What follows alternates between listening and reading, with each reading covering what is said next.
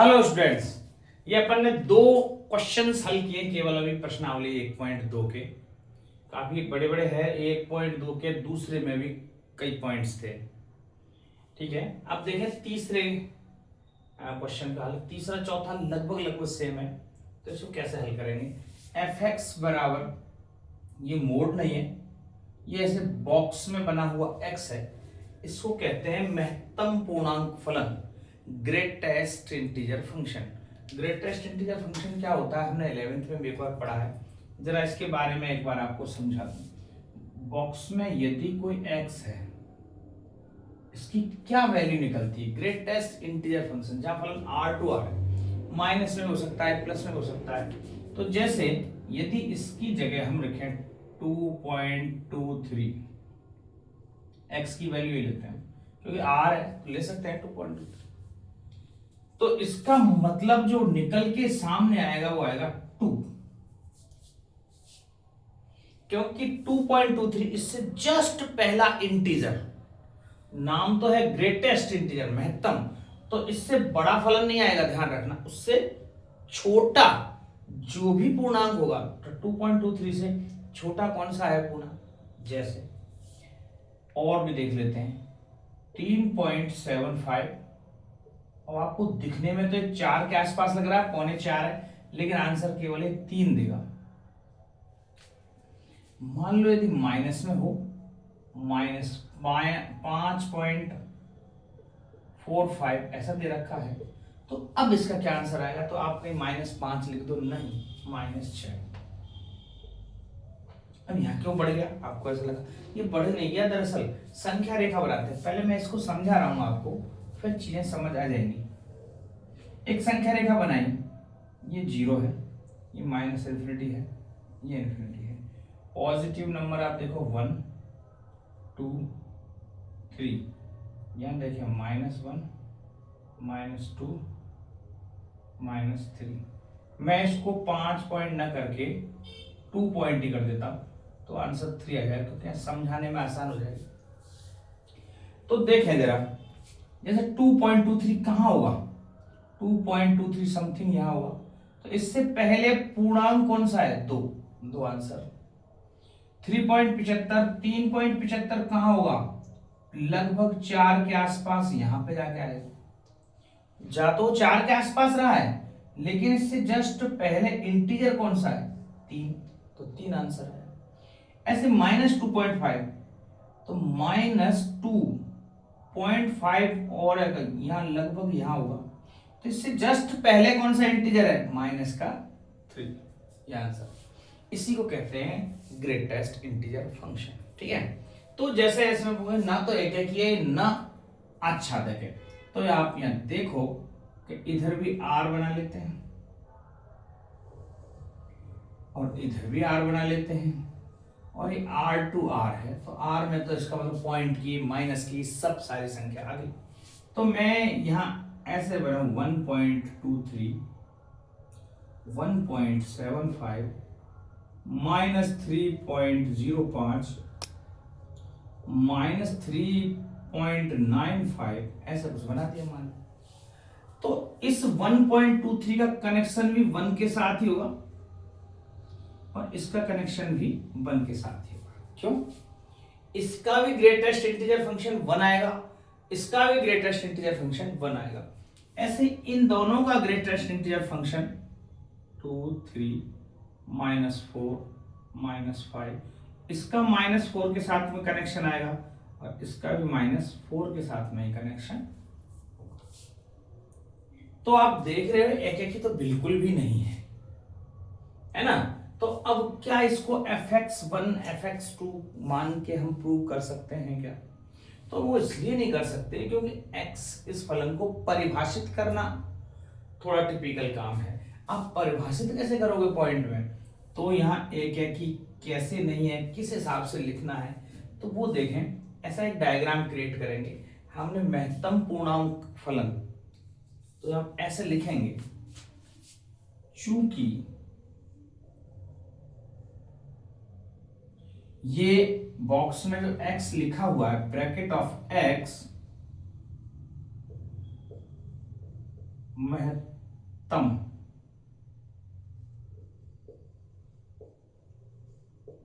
पूर्णांक फलन एकैकी नहीं होगा, क्योंकि x के विभिन्न मान के लिए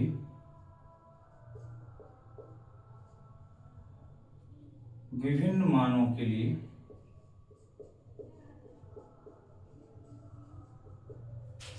एक ही प्रतिबिंब विद्यमान है।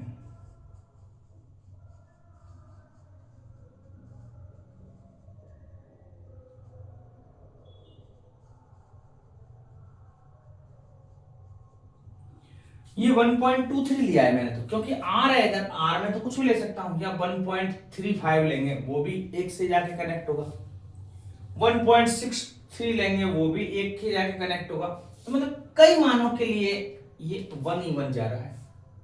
तो समझ आया, x के विभिन्न मानों के लिए एक ही प्रतिविद्यमान है, इसलिए ये कभी एक ही फंक्शन नहीं होगा। और रही बात आच्छादक की, अब आच्छादक की बात करें, चूंकि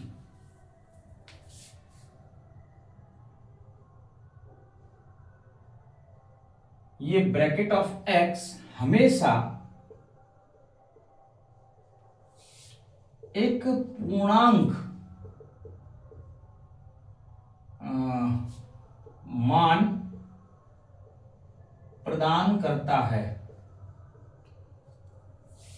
इसलिए सहप्रांत के कई अवयवों का पूर्व प्रतिबिंब प्रांत में विद्यमान नहीं होगा।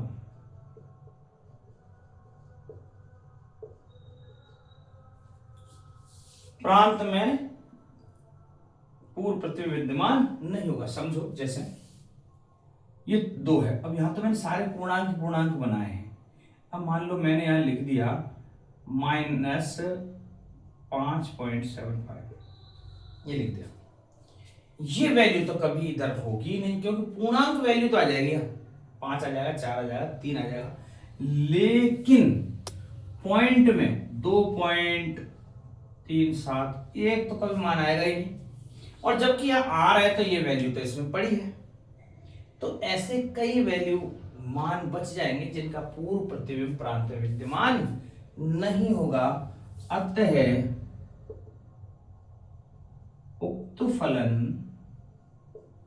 आच्छादक भी नहीं होगा।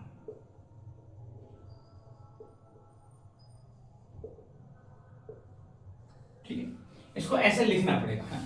हम उस हिसाब से जैसे हम कह रहे थे वैसे प्रूव नहीं कर सकते, क्योंकि इस फलन को प्रकट नहीं कर सकते किसी भी रूप से कि भाई वैल्यू क्या आएगी, क्योंकि पॉइंट में आएगी, आप पॉइंटों को कैसे लिखोगे, कितने पॉइंट में रखें और वो ग्रेटेस्ट इंटीजर मान देगा। तो ये तीसरा सवाल। इसी टाइप का डिट्टो चौथा क्वेश्चन है, वह मोड ऑफ एक्स है। चौथा वाला भी देखते हैं, बताओ।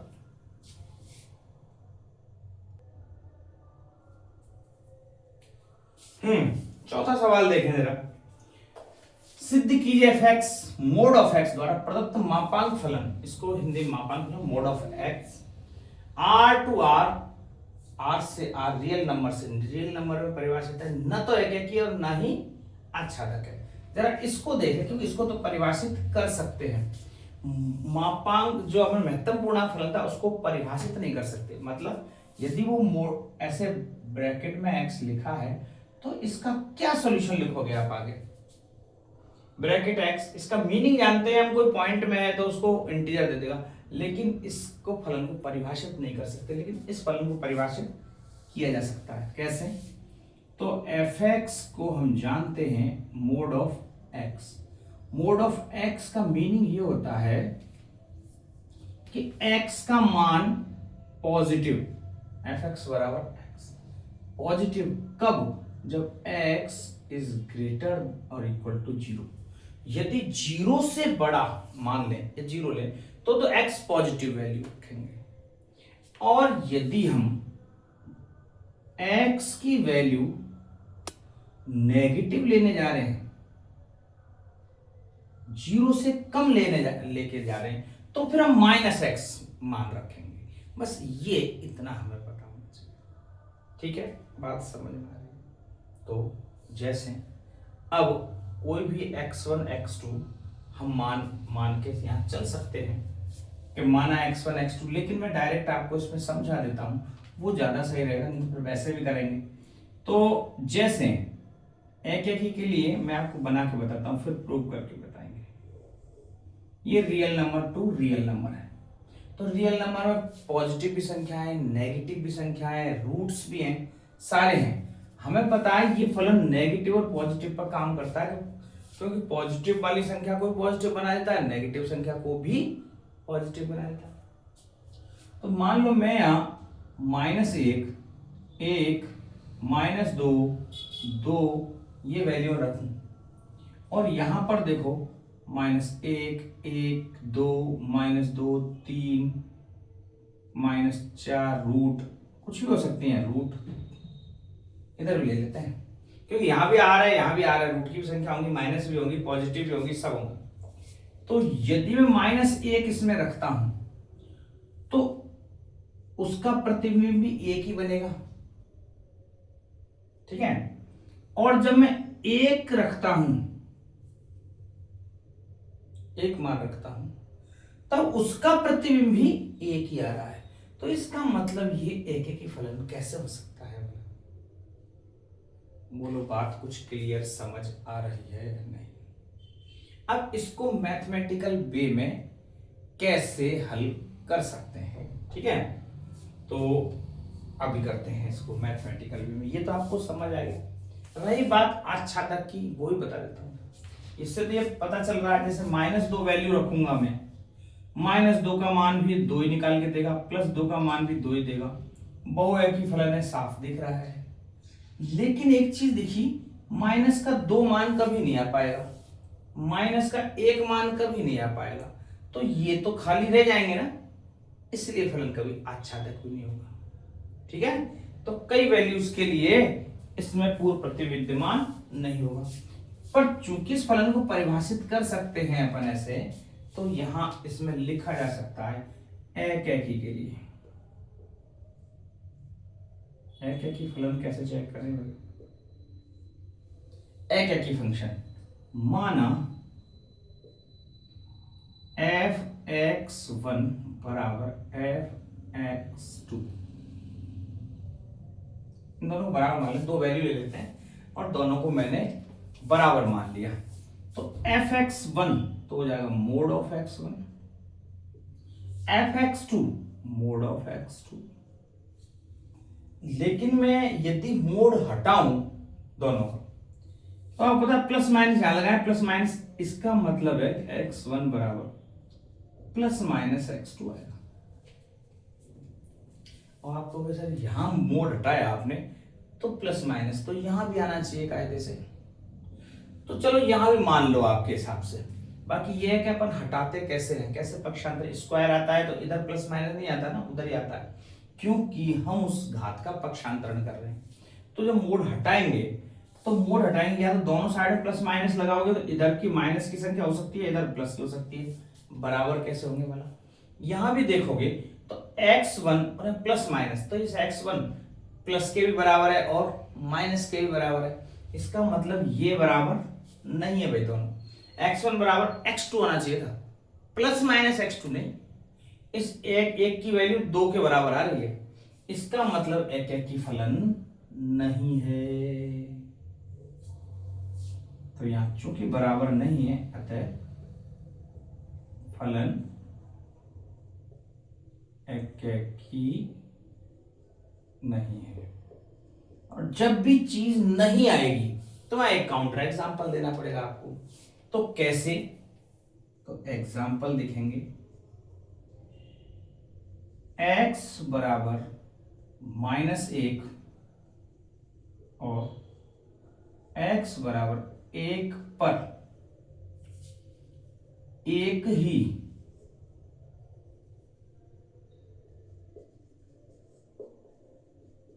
प्रतिबिंब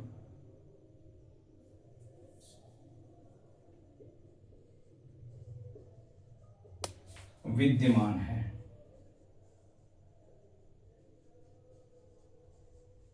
x बराबर -1 और x बराबर 1 पर एक ही प्रतिबिंब बन रहा है 1, इसलिए ये फलन एकेकी नहीं है। अभी मैंने ग्राफ में आपको समझा दिया था। अब बात करें आच्छादक की, तो आच्छादक के लिए आच्छादक फलन कैसे चेक करेंगे? आच्छादक फलन बताया था मैंने y बराबर fx, तो यहां y बराबर मोड ऑफ x। अब हमें तो मोड हटाना है और इधर हमें y, तो मोड कैसे हटा सकते हैं? तो इस मोड को हटाने के लिए इधर प्लस माइनस लगाओ, या इस मोड को इधर मोड लगा दो, है ना। तो इस मोड को हटाने के लिए सिंपल सिस्टम तो ये कहता है y बराबर जो मोड हटाते हैं प्लस माइनस एक्स, ठीक है, ऐसे लिख लो, ये मोड हटाएगा, ये ज्यादा समझ आएगा। तो x की वैल्यू निकालनी है भैया, मुझे y बराबर नहीं निकालना, तो इन प्लस माइनस का इधर पक्षांतरण करेंगे, भाग लगाएंगे, तो माइनस प्लस y, एक ही बात,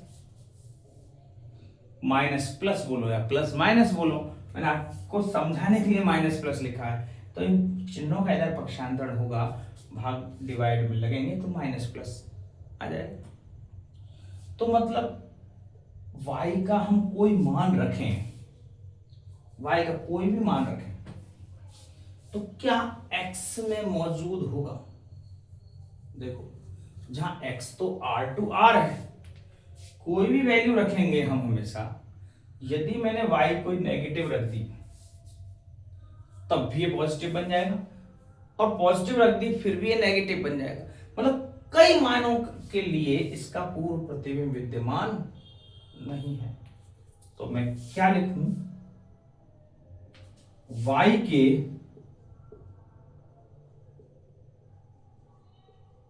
कई मानों के लिए x में पूर्व प्रतिबिंब विद्यमान नहीं है। बात समझ में आई? कुछ अभी बना के बताया था मैंने, जैसे 1 और -1 दोनों कनेक्शन एक के साथ हो गया, तो -1 वाले का तो नंबर ही नहीं आएगा कभी, या -2 वाले का कभी नंबर ही नहीं आएगा, क्योंकि जैसे माइनस रखेंगे वो पॉजिटिव बना देगा। तो माइनस वाली वैल्यू के लिए यदि हम माइनस वाली कोई वैल्यू रखते हैं तो उसका नंबर नहीं आएगा, तो प्लस ही बन जाएगा। ठीक है, बात समझ आ रही? तो y के कई मानों के लिए x में पूर्व प्रतिबिंब विद्यमान नहीं है। ठीक है, तो ये कई जगह plus not belongs to r दिख रहा है, इधर वाले में पूरे में आर। ठीक है, बात समझ में आई? ये आपका चौथा सवाल।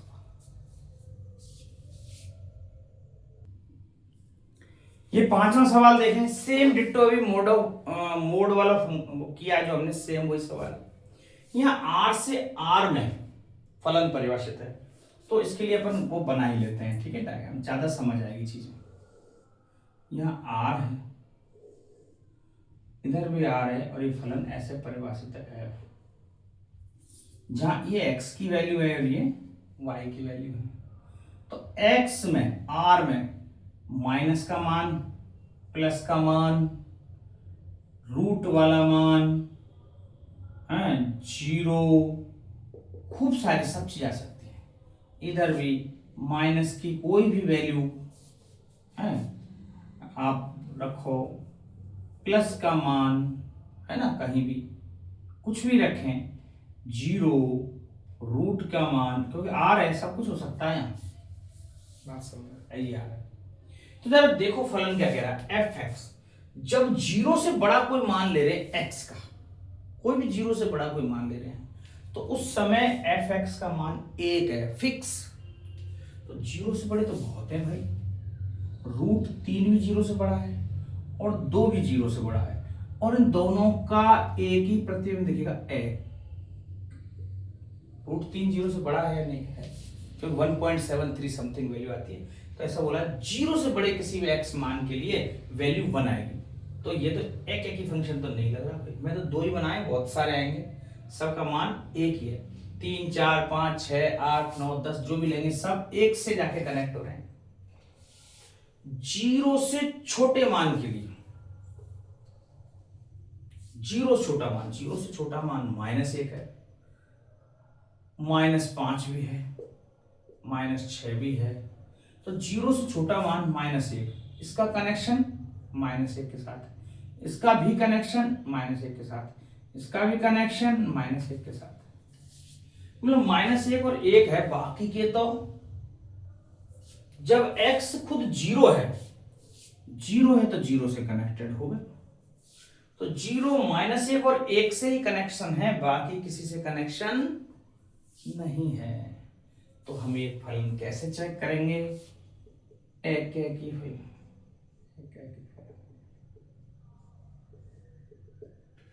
कोई भी 2 वैल्यू अपन ले लेंगे, माना x1 बराबर fx2, कोई 2 फलन के लिए मान बराबर है, जैसे तो हमें पता है ना, कोई भी x का बड़ा कोई भी मान ले लो, f2 बराबर f5, 0 से किसी मान के लिए हमें पता है वैल्यू 1, तो बराबर वैल्यू है 1 जब x is less greater than 0। fx1 बराबर fx2 का मान क्या आ रहा है? 1।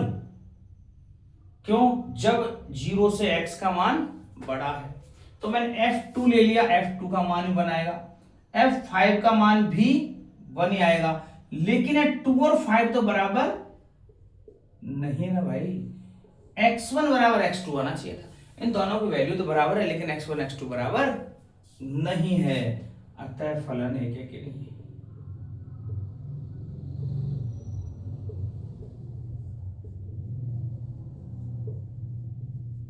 समझ में आ रही है? f2 और f5 का मान 1 क्यों हुआ?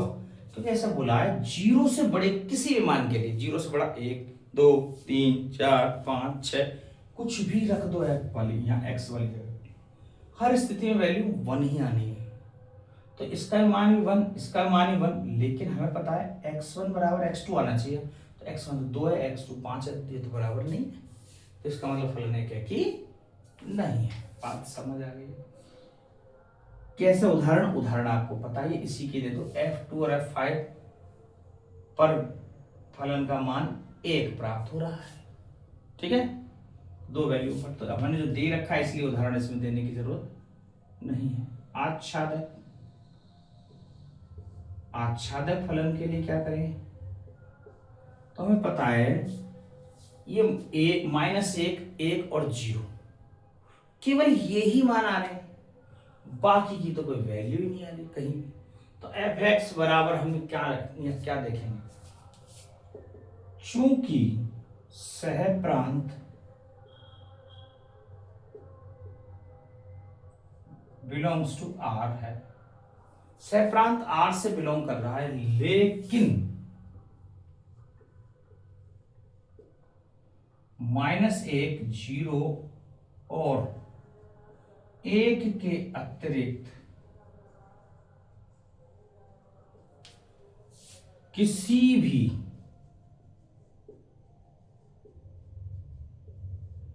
और संख्या का कोई पूर्व प्रतिबिंब नहीं है।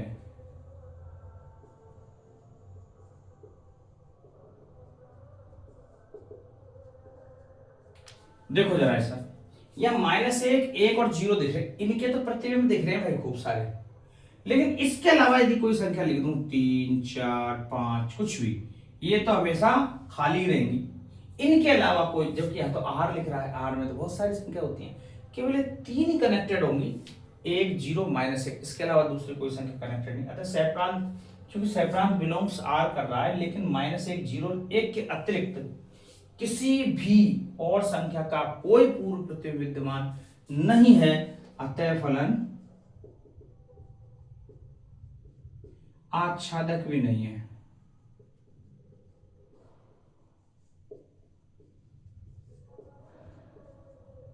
आच्छादक भी नहीं। बोलो बात समझ आई? ये सवाल नंबर 5। ये छठवां सवाल देखें। a बराबर ये समुच्चय b बराबर है और f को ऐसा फलन दे रहा है 1 4 2 5 3 6। तो a से b तक एक फलन है, सिद्ध कीजिए फलन है क्या की है। केवल इतना ही चेक करना है। तो इसमें कोई फंक्शन परिभाषित तो है नहीं, सीधा ही हम a to b बनाते हैं। तो यहाँ a बनाएंगे 1 2 3, यहाँ b बनाएंगे 4 5 6 7। एक 4, एक का कनेक्शन 4 के साथ, 2 5, 2 का कनेक्शन 5 के साथ, 3 6, 3 का कनेक्शन 6 के साथ, 7 रह जाओ वही बाकी। आच्छादक नहीं है, मतलब एक इसमें एलिमेंट रह गया, लेकिन एक एक ही तो है। तीनों का एक, प्रत्येक का एक से संबंध दिख रहा है। तो ये तो है क्या, प्रांत, और ये है सह प्रांत। तो एक के लिए हमें क्या पता है, ये फलन है। चूंकि प्रांत के प्रत्येक अवयव का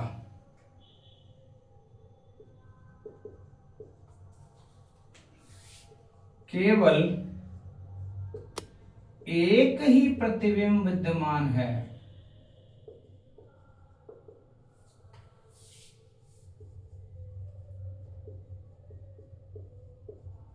एक ही प्रतिबिंब विद्यमान है, अतः फलन एक ही होगा। ठीक है, तो इसमें बहुत ज्यादा कुछ वो नहीं लिखना, हमें सिद्ध fx1 fx2, क्योंकि फलन ही नहीं दे रखा कुछ। फलन डायरेक्ट रोस्टर फॉर्म में है, तो रोस्टर फॉर्म में हमने जमा दिया, ऐसे दर्शा दिया। यदि कहता आच्छादक है क्या, प्रूव कीजिए, आच्छादक नहीं है भैया, क्योंकि एक एलिमेंट खाली है, 7 का कोई पूर्व प्रतिबिंब प्रांत में विद्यमान नहीं है। ठीक है, बात समझ में? ये छठा सवाल बताओ। 7वां क्वेश्चन देखें। निम्नलिखित में प्रत्येक स्थिति में बताइए फलन एक की आच्छादी है, मतलब एक की भी है, आच्छादी भी बताइए। सिद्ध करने के लिए नहीं बोला है, ध्यान रखना। जब जैसे बोलेगा सिद्ध कीजिए, इसका मतलब ये बात तय है, आंसर हमें पहले पता है, एक की भी आच्छादक भी। और ऐसे बताएगा भैया बताइए या जांच कीजिए, तो इसका मतलब ये है कि भाई वो एक के आच्छादक हो भी सकते हैं और नहीं भी। ठीक है, उसमें कंफर्मेशन नहीं होगी। तो यहां चेक करेंगे। अब चूंकि यहां फलन दे रखा है fx वाला, जब भी ऐसा फलन दिया जाएगा तब हम एक के आच्छादक प्रूव करने के लिए एक ही तरीका हमारे पास, एक ही फलन कैसे चेक करते हैं। माना fx1 बराबर fx2, हमेशा इसको बराबर कर दो, और यदि x1 x2 बराबर आ जाते हैं तो फिर आपका फलन एक ही है। तो fx1, तो जहां x की जगह x1 रख रहे हैं, तो जहां जहां x है वहां लिख दो 3 - 4x1, 3 - 4x2, 3 से 3 कट गया, माइनस का 4x1 बराबर माइनस का 4x2, माइनस का 4x, ये भी कट गया, x1 बराबर x, इसमें तो बराबर आ गया।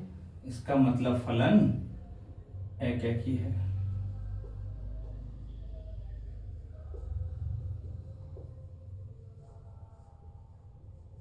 ठीक है, आच्छादक फलन की बात करें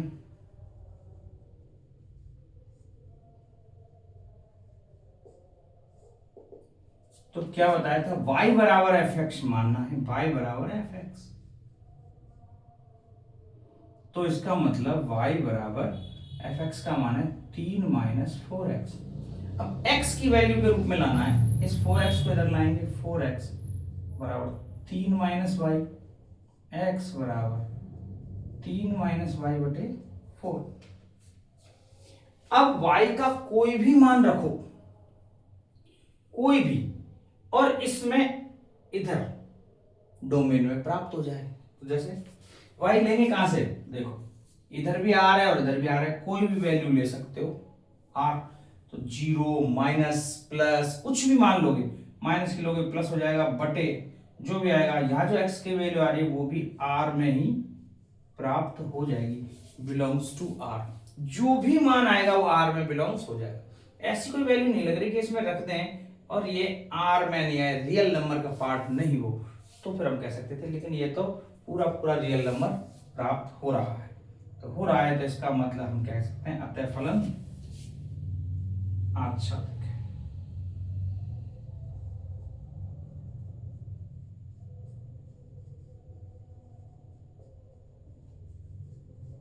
क्योंकि y या r में से कुछ भी लोगे, घटी तो रहा है y, कुछ भी ले लोगे वो वापस x r में आ जाए।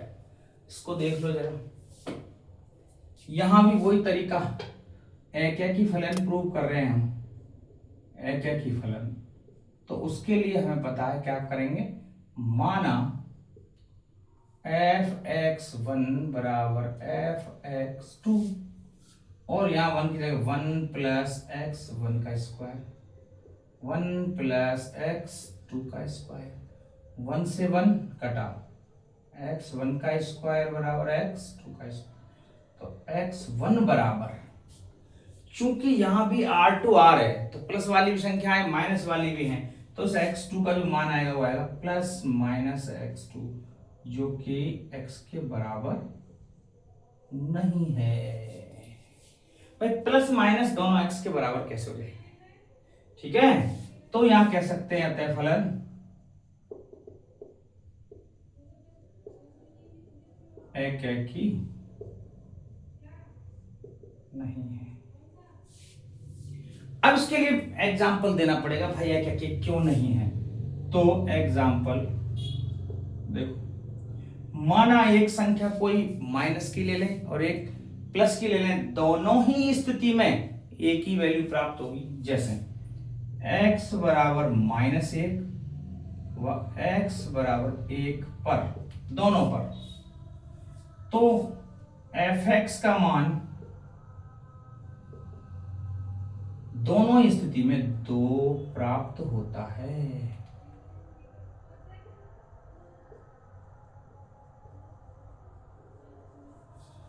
मतलब मैं x के 2 अलग अलग मान ले रहा हूं और एक ही वैल्यू प्राप्त हो रही है, तो इसका मतलब वो एक है कि कैसे होगा, दोनों का कनेक्शन एक पे जाके मिल रहा है। और -1 और +1 ले सकता हूं क्योंकि r में है, इसलिए। यदि नेचुरल नंबर होते तो माइनस वाली संख्या नहीं ले सकता था, तो फलन एक है कि नहीं है। तो आच्छादक की बात करें, देख लो क्या आच्छादक बन रहा है, ये भी चेक कर लो भैया। तो y बराबर 1 प्लस एक्स स्क्वायर, y बराबर f(x) लिखते हैं, मैं डायरेक्ट लिख दिया y बराबर 1 प्लस एक्स स्क्वायर की वैल्यू चाहिए मुझे, तो एक्स स्क्वायर बराबर y -1, तो x बराबर plus minus under root y -1। क्या ये जो वैल्यू आएगी अंडर रूट वाली, क्या ये r में पॉसिबल है? तो भैया ये r में पॉसिबल नहीं है, नॉट बिलोंग्स टू r। आप कहोगे कैसे साहब, यहां तो कभी तो बिलोंग्स लिख देते हो, कभी बिलोंग्स नहीं लिखते हो, अब क्या लफड़ा क्या है, कैसे पता चलता है कि नहीं है? अरे साफ साफ देखो, यहाँ y का क्या ऐसा कोई मान रख दूं तो जो x में नहीं हो, क्या मान लूं? y बराबर, अब मुझे उदाहरण देना पड़ेगा ना, मैं नहीं कह रहा हूं, तो उदाहरण एग्जाम्पल, y बराबर कोई भी नेगेटिव नंबर ले लो, कोई भी नेगेटिव, माइनस का 1 ही ले लेते हैं, माइनस का 1 रखने पर, माइनस का 1 रखोगे तो क्या आएगा, x बराबर plus minus under root minus का 2।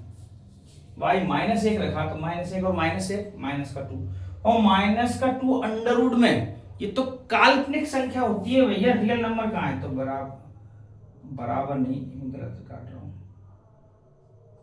Not belongs to r।